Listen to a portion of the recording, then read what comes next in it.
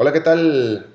Saludos, final de semana. Y no podemos tener un final de semana si no es con nuestro buen amigo Fernando Lozada para darnos un repaso analítico de lo más importante del periodo. Fernando, ¿cómo estás? Saludos. Alberto, ¿cómo estás? Un placer Bien, estar aquí. afortunadamente, gracias. Bueno, a ver, ya salieron las cifras económicas de Estados Unidos, se confirmó lo que se temía, lo que veníamos hablando aquí desde tanto tiempo, que Estados Unidos se viene desacelerando. Creció durante el segundo trimestre 1,5% después del 2% que creció en el primer trimestre. Ahora, obviamente tú nos vas a dar la opinión, pero déjame, me adelanto con una opinión acá. Yo creo que lo podemos ver como vaso medio lleno, medio vacío. Es decir, estamos creciendo muy poquito, pero estamos creciendo, ¿no? Así es. Bueno, como tú dijiste, el PIB del segundo trimestre salió a 1,5%. Como se mide en Estados Unidos, eso es trimestre contra trimestre ajustado por estacionalidad. Lo interesante es que esto en realidad salió un pelito por arriba de lo que el mercado esperaba, porque el consenso era 1,4. Además de esto, el mercado le estaba prestando mucha atención a las revisiones que se iban a anunciar, porque nos tocaba en esta semana que el gobierno anunciara las revisiones de las estimaciones del PIB desde el primer trimestre del año 2009.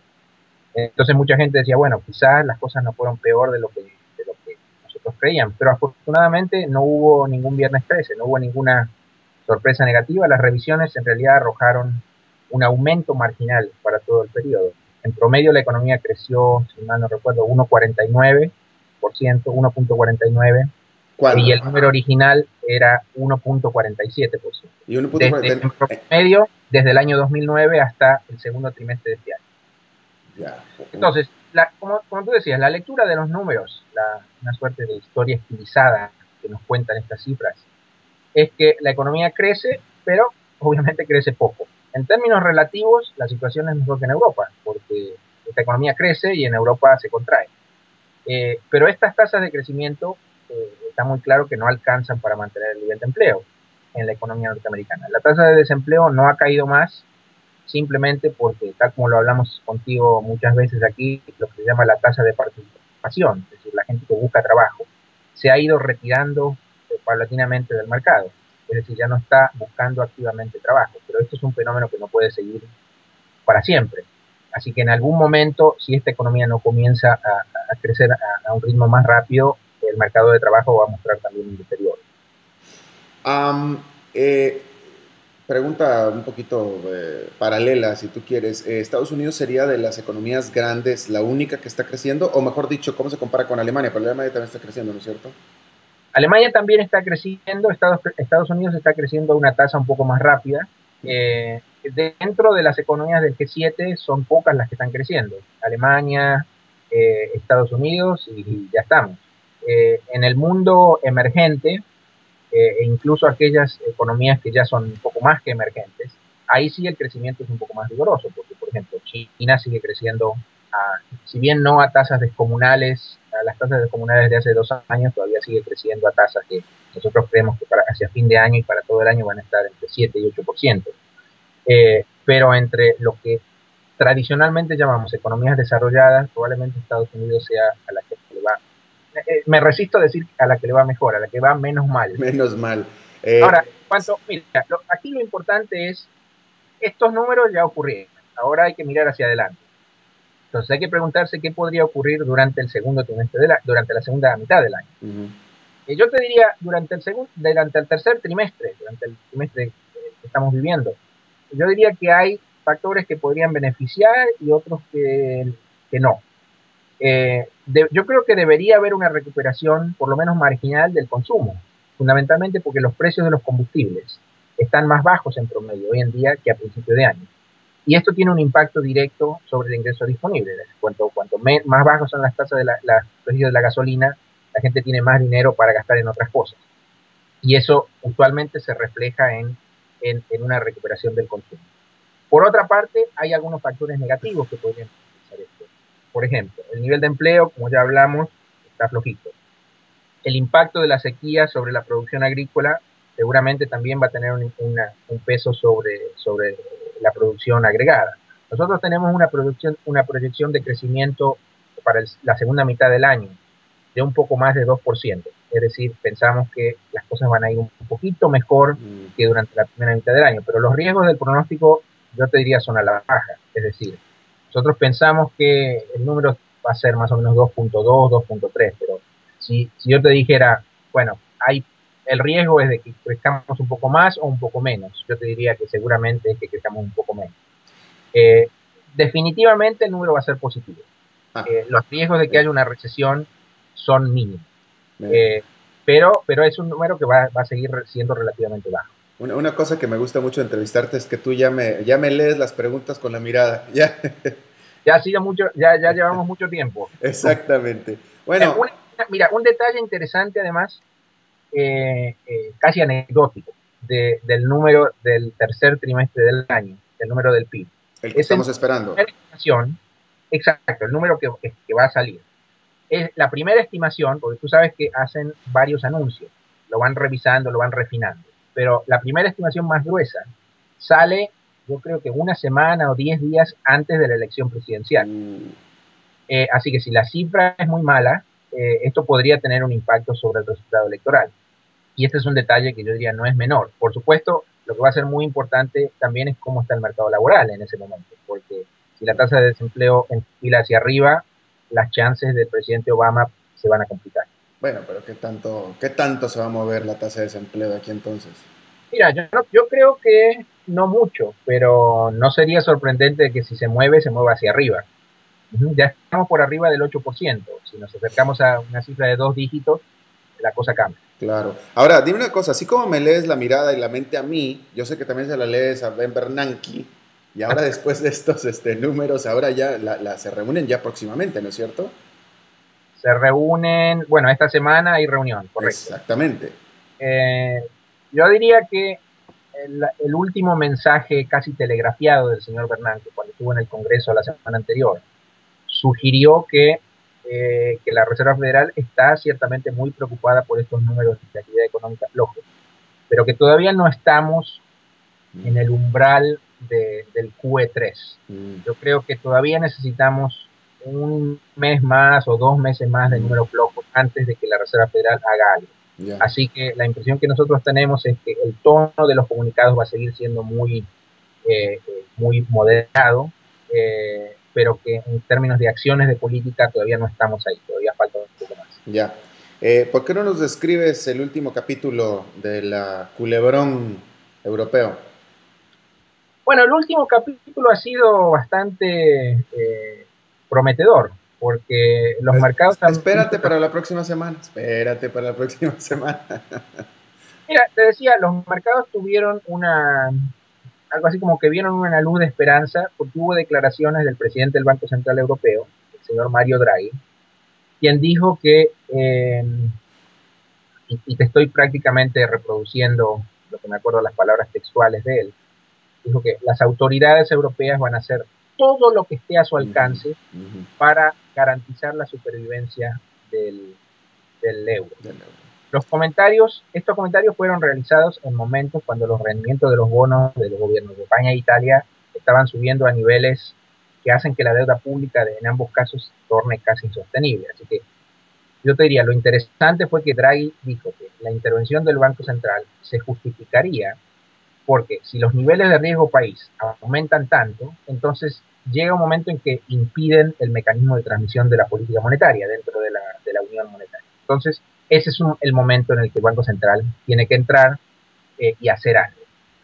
La expectativa del mercado es que podría haber algún nuevo mega paquete de rescate orientado a estos dos países, especialmente a España, a pesar de que el gobierno español continúa diciendo que ellos no necesitan ningún programa de rescate.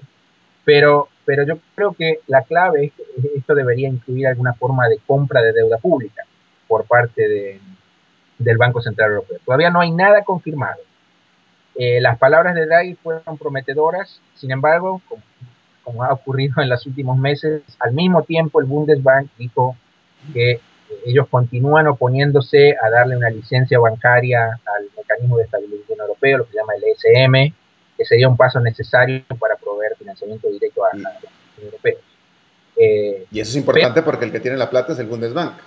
Eso es correcto, pero La diferencia es que hasta hace un mes el Banco Central Europeo en ningún momento hubiese dicho algo por el estilo. Yo creo que la reacción de los mercados fue positiva, aún sin tener los detalles. Y esto está justificado porque la verdad es que a mí me sorprendería mucho que el señor Draghi saliera a decir algo así sin que hubiera ocurrido alguna discusión previa en el ámbito de los líderes europeos. Imagínate una situación en la que después de decir algo así, el Banco Central Europeo no puede hacer nada. Claro. La reputación de Draghi cae de manera dramática. Así que no me parece que esto haya sido accidental, que un día este señor se haya levantado con ganas de hablar y se le haya ocurrido decir. Pero dime una cosa, Fernando, porque a mí ya se me perdió la perspectiva en la nebulosa del tiempo de tan largo que ha sido este drama europeo. La pregunta así muy fácil que te hago es, ¿qué dijo de diferente Draghi? Es decir, que no siempre han dicho que tienen todo el apoyo, que van a hacer todo lo necesario. ¿Cuál fue lo nuevo? Lo nuevo fue que Draghi dijo, bueno, señores, aquí la cosa se está complicando a nivel de aumento del riesgo país, a un nivel tal que nos está haciendo muy difícil la tarea propia del Banco Central. Cuando nosotros queremos implementar política monetaria, dado que los mercados están tan nerviosos, las cosas que nosotros hacemos no tienen ningún efecto. Entonces llegó el momento en el que tenemos que intervenir de otra manera. Esa fue la gran diferencia. Yeah. Ahora, como tú sabes, el diablo está en los detalles. Todavía no se sabe qué tipo de intervención el Banco Central puede implementar, pero por lo menos el tono del mensaje cambió y yo creo que esa fue la clave por la que reaccionó. Ahora bien, déjame de nuevo poner las cosas en perspectiva. Tú recordarás lo que ya habíamos hablado en repetidas oportunidades aquí. El problema es que para que la unión monetaria sea sostenible, tiene que haber algún tipo de mecanismo adicional de compensación fiscal que funcione. Es decir, que los países que tienen más fondos le transfieran recursos a los que tienen menos fondos. Porque dado que la política monetaria tiene un poder muy limitado en una unión monetaria, no se puede devaluar la moneda entre países, entonces la situación fiscal tiene que tener algún mecanismo de compensación. Además, también habíamos hablado de una solución global a este problema. Iba a requerir que el Banco Central Europeo se parezca más a la Reserva Federal y que señale que está dispuesto a proveer liquidez a una costa de que haya más inflación en el futuro, todos estos temas que tú recordarás. Quizás finalmente nos estemos moviendo en esta dirección.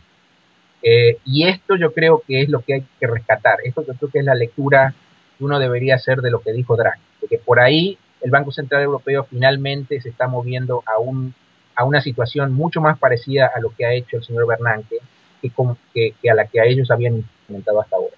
Ahora, al mismo tiempo también, Fernando, si me permites, esta misma semana, porque fue esta semana, me pareció que hubo la novedad de que grandes bancos, grandes casas de análisis, entre ellos Citi, y hay otro más que no me estoy acordando en este momento, están ya diciendo o adelantando que Grecia se va a salir del euro, que no ven cómo Grecia se pueda quedar en el euro.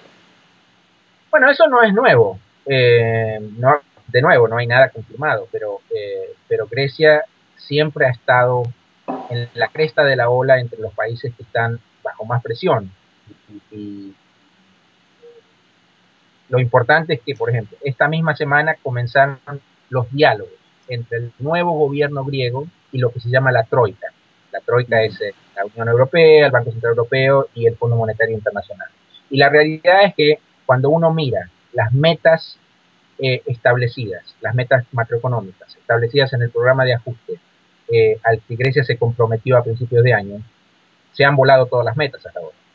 Es decir, que no han cumplido con todos los objetivos fiscales, monetarios, etcétera, etcétera. Así que o reciben un perdón o el programa de ajuste se termina y en ese caso Grecia tiene que salir por lo menos temporariamente. Mientras tanto, las cifras macroeconómicas de Europa continúan siendo muy preocupantes. En España, por ejemplo, esta semana se anunció que el desempleo aumentó todavía más durante el segundo trimestre del año. A nivel de todo el país es casi 25%. Y cuando uno mira el desempleo entre trabajadores jóvenes, el número es espeluznante, sí. 53%. Sí, sí, sí. Más de uno de cada dos jóvenes españoles no tienen trabajo. Así que estos números son dramáticos. Técnica la pregunta, ¿qué le llaman jóvenes en España en este sentido? ¿Menos de 21, menos de 18? Yo creo que es menos de 25. Ya. Sí, Eh, O sea que somos viejísimos nosotros. ancianos, ancianos. Mira, Oye, otra cosa, para que esto no parezca el fin del mundo, hubo también una buena noticia, y es que Irlanda ya anunció que está lista para volver a acceder a financiamiento de mercado, ya que el gobierno anunció que van a vender deuda de 5 años y de 8 años. En el último año, Irlanda se la tuvo que arreglar con fondos de ayuda de origen público y de todos estos organismos especiales de financiamiento de Europa. Así que si se le abre la puerta de financiamiento de mercado, esto sería una muy buena señal. ya, Irlanda llegó a estar en algún punto bastante apremiante como está ahora Grecia, ¿no es cierto? Así es, pero en este momento yo te diría es lo que se llama el poster boy de los programas de ajuste, porque es definitivamente al que le ha ido mejor. Han adoptado todos los programas de ajuste y es una de las dos economías de Europa que está creciendo junto con Alemania. Claro. Bueno, y otra historia interesante también es la de Islandia, ¿no? De tan bajo que cayó y ahora supuestamente está creciendo también, pero Muy interesante, correcto. no es cierto. Bien, ahora vámonos a América Latina. Esta semana me llamó la atención porque vi una titular que decía Colombia y Perú, los nuevos tigres latinoamericanos. Y justamente en ese momento Colombia, el Banco Central rebaja sus tasas de interés porque está esperando no ser tan tigre, me parece a mí. Ajá. Yo te diría que la situación global, no hay nadie que sea inmune a una desaceleración global tan importante como la que estamos viendo. Así que aún aquellos países de la región a los que las cosas les van bien, van a sufrir porque las tasas de crecimiento de las exportaciones tienen que ser forzosamente menores que las que serían en condiciones más normales. En Colombia esta semana, Banco de la República, que es el Banco Central de Colombia, anunció que recortaba la tasa de referencia en un cuarto de punto, de 5,25 a 5.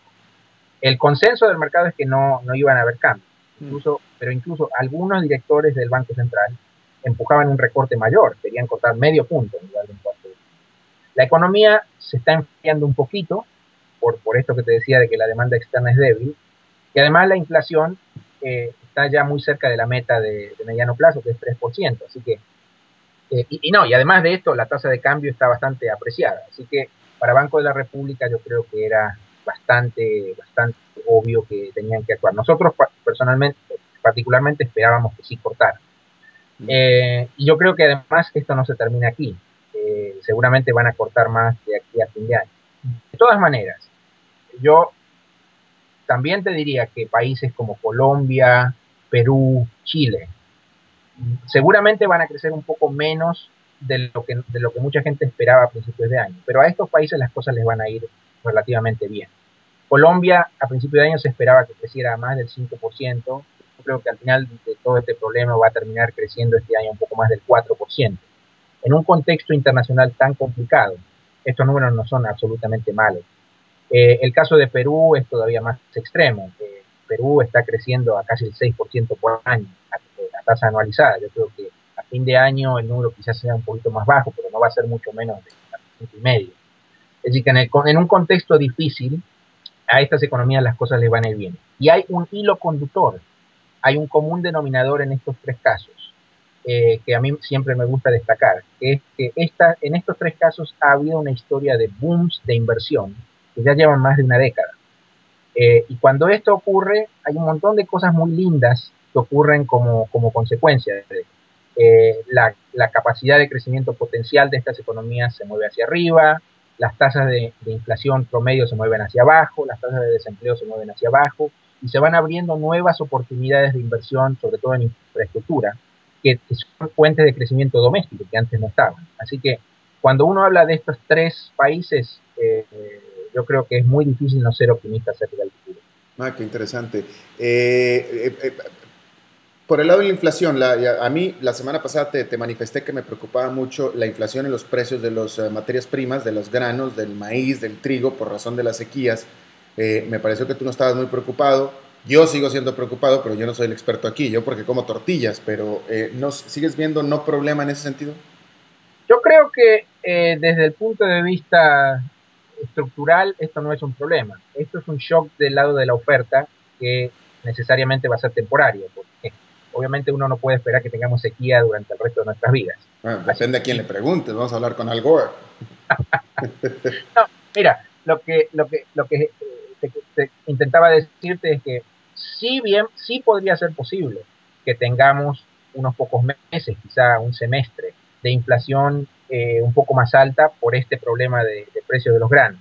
Pero mirando hacia adelante, tratando de extrapolar hacia el futuro, en un contexto de crecimiento relativamente pobre, es difícil imaginarse un escenario en el que vaya a haber presiones de demanda sostenidas sobre los precios. Así que me parece que el problema inflacionario no es un problema central en este momento. Esta semana vamos a tener el comienzo del ciclo de anuncios de tasas de inflación de julio en la región. Esta semana anuncian Perú, Uruguay y Colombia. Yo creo que en los tres casos vamos a ver tasas de inflación anuales que se están moviendo hacia abajo. Así que lo que hizo el Banco de la República esta semana, por ahí lo vamos a volver a ver por parte de otros bancos centrales en las próximas semanas. Ya. Listo, Fernando Lozada, larga entrevista, como dicen en Colombia, ya te dejé mamado. Muchas gracias. Un placer, Alberto. Gracias igualmente, Fernando. Y estamos para la próxima semana. Suerte. Bien, saludos. Chao.